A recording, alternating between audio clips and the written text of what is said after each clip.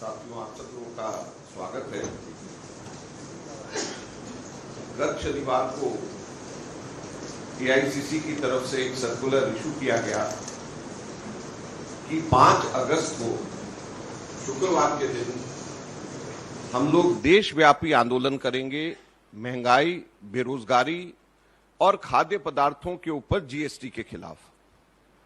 और उसके अलग अलग तरीके से करने के लिए जो सर्कुलर में आदेश एआईसीसी की तरफ से दिए गए, प्रदेश स्तर के ऊपर राज्य भवनों के ऊपर प्रदर्शन, राष्ट्रीय स्तर के ऊपर members of parliament Rashtrapati Bhavan जाएंगे और एआईसीसी की तरफ से कांग्रेस कार्यकर्ता प्रधानमंत्री निवास पर प्रदर्शन करेंगे।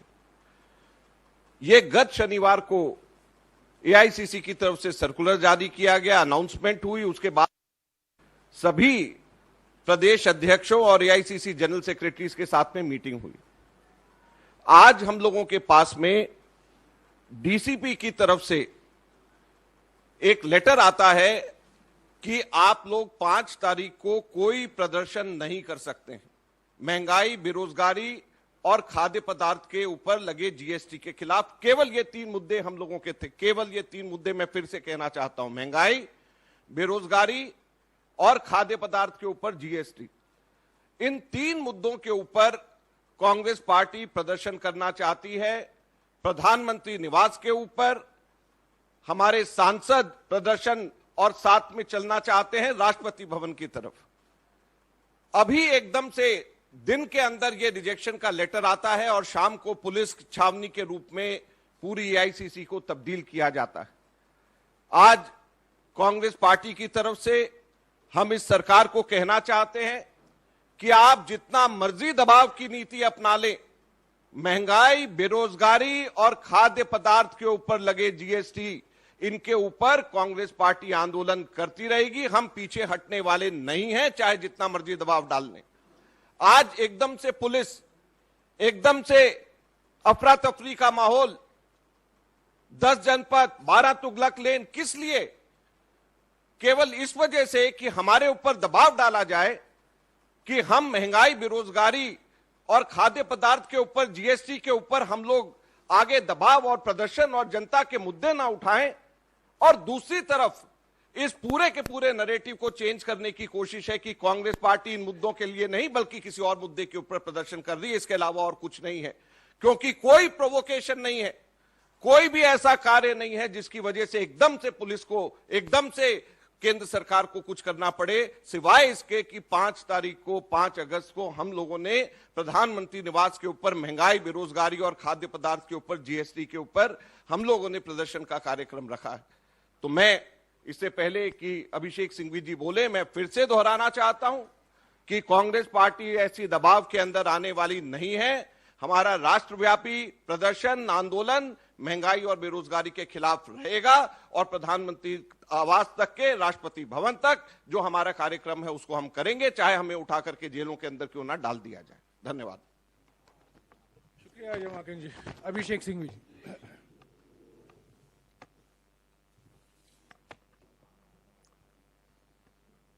Friends, we are seeing an open-ended investigation for events 10 years ago with a siege mentality in the heart of the capital of the world's largest democracy. Can we believe it?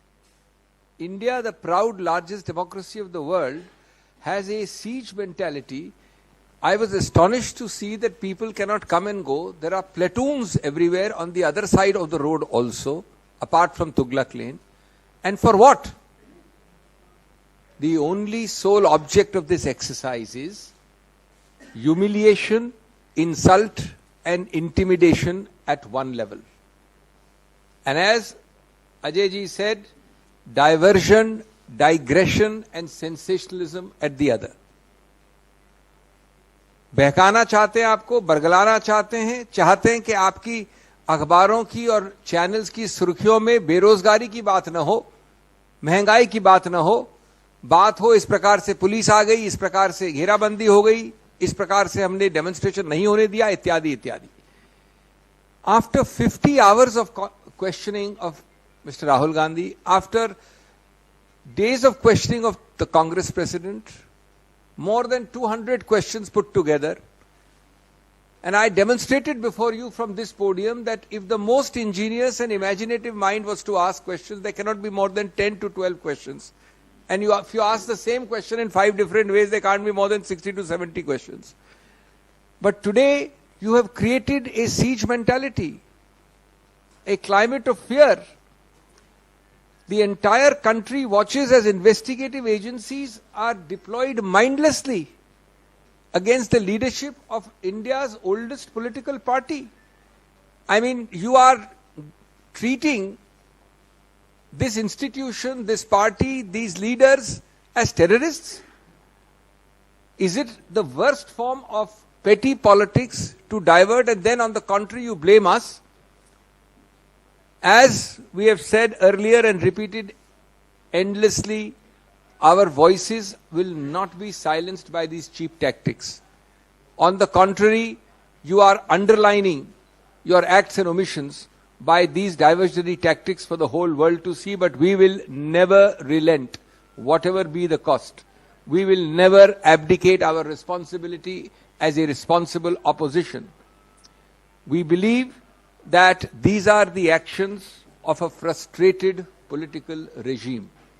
We believe that these are the actions of a regime which increasingly wants to, which is losing its balance, losing its equilibrium, and is frustrated at the fact that its opponent, that is us, does not break or bend.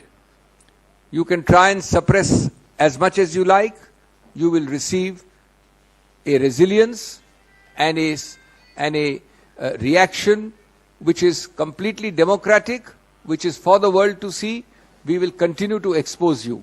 I only want to say that all law has been thrown to the winds, all sense of decency, democratic values, all sense of balance, and this is reprehensible. We cannot find stronger words to condemn it.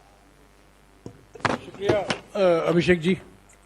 आज जो देख रहे हैं आप, ये पहली बार नहीं हुआ है। ये प्रतिशोध की राजनीति है, ये धमकी की राजनीति है। और कहा गया है, एक प्राचीन कहावत है, विनाशकाले विपरीत बुद्धि। ये विनाशकाल है। महंगाई, बेरोजगारी, जैसा कि माकन जी ने कहा, खाद्य पदार्थों पर जीएसटी, इसके खिलाफ हमने अपनी आवाज उठाई है संसद में और संसद के बाहर।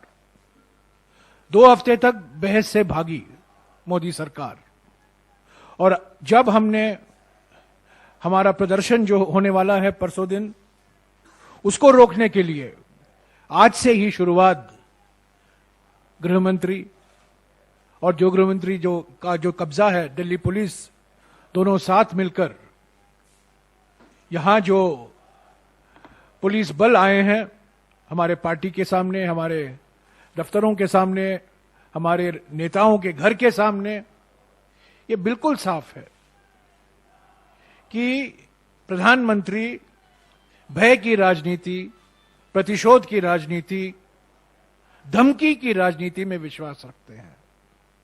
ये लोकतांत्रिक तरीका नहीं है। हम भागेंगे नहीं,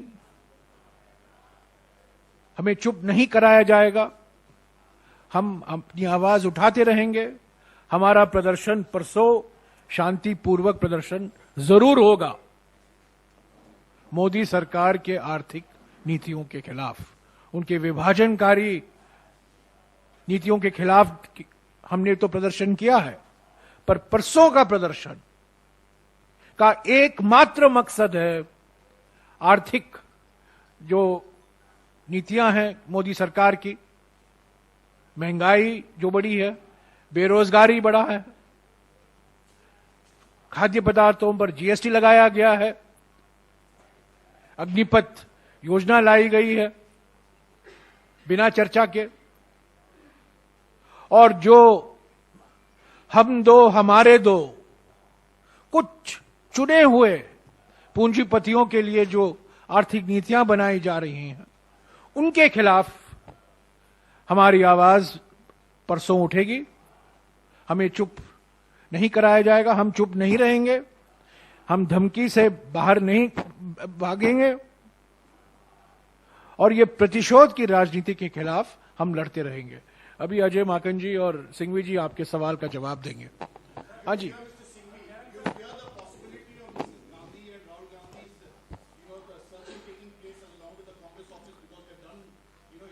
I said from this podium to a question not long ago, fear is not a word in the dictionary of the Congress or of the leadership. Let me tell you that the fear lies exactly in the opposite direction. These are all actions of a fearful, of a scared government. These are the actions of a government which does not know what to do because it finds that people are standing up to it and exposing it. And therefore your question about fear is completely misplaced. But the fact that they will go to Sonia Gandhi and Rahul Gandhi's residence as well as the Congress office. Where has anybody stopped them? Sonia Gandhi at her age and Shri Rahul Gandhi, I don't think anybody can spend more days with the ED or answer more questions. What did they do? They were summoned and they went. They spent all possible time there. Have they ever evaded anything? Is today this office evading anything? They are welcome.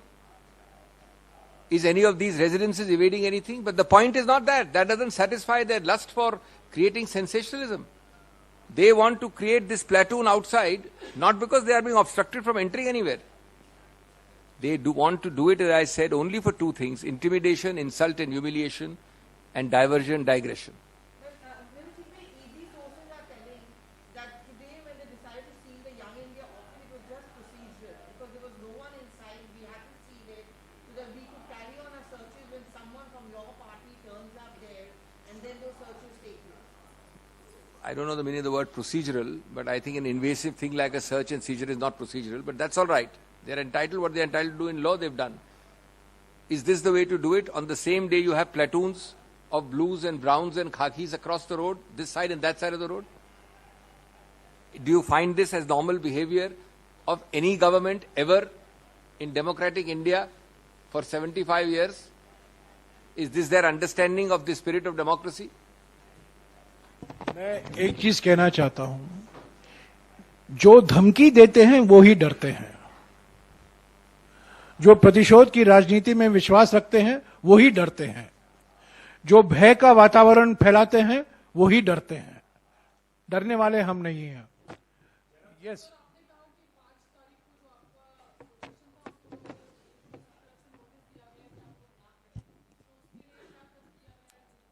देखिए, हम लोग AICC से प्रधानमंत्री निवास की ओर मार्च हम लोगों का करने का कार्यक्रम है और उसी तरीके से राष्ट्रपति भवन के लिए संसद से हमारे सांसद जाएंगे और हम लोग देश की जनता के हितों की आवाज, देश की आवाज, महंगाई, बेरोजगारी और खाद्य पदार्थ के ऊपर जीएसटी लगी है, इसके खिलाफ में हम इस आवाज को उठाते रहेंगे। और ये बहुत दुर्भाग्यपूर्ण है कि आज जो भी कार्रवाई हो रही है, जो भी भाजपा की सरकार कर रही है, वो केवल और केवल हमको डराने के लिए, कांग्रेस पार्टी को डराने के लिए और साथ साथ के अंदर माहौल को दूसरी तरफ ले जाने के लिए, ताकि कोई महंगाई और बेरोजगारी की बात मीडिया के अंदर, चैनल्स में, चर्चा के अंदर, नैरेटिव जिसको इंग्लिश में कहते हैं, वो बदलने की कोशिश करी जा रही है। उसके अलावा कोई और बात नहीं है।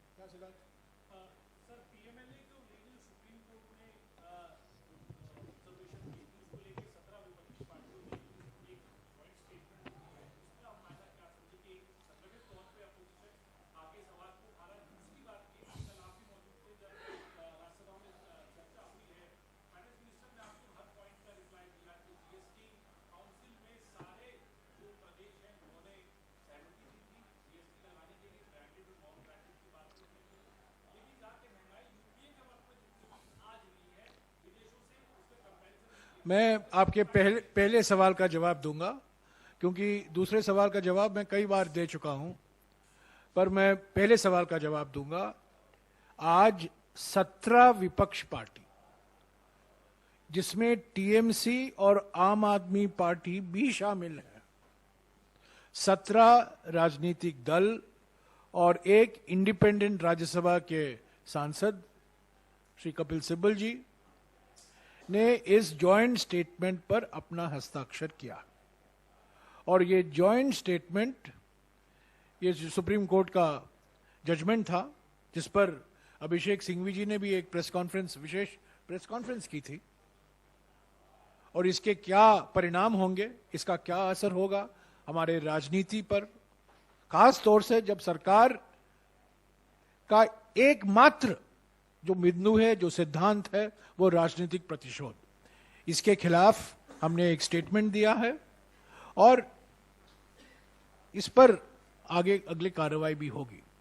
हमने रिव्यू मांगा है, हमारे नेता राष्ट्रपति से भी मिलेंगे, विपक्ष के पार्टियों की तरफ से विपक्ष की पार्टी के नेता भी राष्ट्रपति से मिलेंगे और सुप्रीम कोर्ट में जो कार्रवाई होनी है वो कराई जाएगी। इस पर मैं सिंघवी साहब से भी गुजारिश करूंगा क्योंकि इन्होंने इसी विषय पर एक विशेष प्रेस वार्ता को संबोधित किया था। देखिए, मैं तकनीकी या कानूनी बात नहीं करूंगा, वो मैंने आपके साथ पहले भी की है इसी निर्णय के विषय में। लेकिन आज ये क्या दिखाता है, मोदी जी जब सबसे ज्यादा वोटों से जीतते हैं तब भी उनका आंकड़ा 40 से 1% कम होता है। आज जो 17 पार्टियां हैं वो 61% नहीं है तो कम से कम 55% तो हैं। इसका मतलब है देश में एक बहुत बड़ी सहमति है सभी पार्टीज में कि ये कानून का दुरुपयोग 75 वर्ष में किसी ने नहीं किया, क्योंकि आज तक कभी ऐसा नहीं हुआ कि इस प्रकार से लोग एकजुट होकर इसका विरोध कर रहे हैं। उच्चतम न्यायालय ने एक कानूनी निर्णय दिया, वो एक अलग स्तर पे है, लेकिन उच्चतम न्यायालय ने यह नहीं लिखा उस निर्णय में कि आप जाके इस कानून का दुरुपयोग कर सकते हैं, इसको सिलेक्टिवली इनके विरुद्ध कर सकते हैं, उनको नहीं, उनको बाइज्जत बरी कर सकते हैं, उनको छोड़ सकते हैं। तो ये महत्वपूर्ण बात है कि इतना बड़ा सार्वजनिक रूप से सहमति इस मुद्दे में, वो भी अपनी एक कहानी बताता है और हम इसको पूरी अंत तक ले जाएंगे। हम उच्चतम न्यायालय के न्यायाधीश जो हैं मुख्य, उनसे ये दलील करेंगे, हम उच्चतम न्यायालय से करेंगे और हर जगह इसको उठाएंगे। शुक्रिया।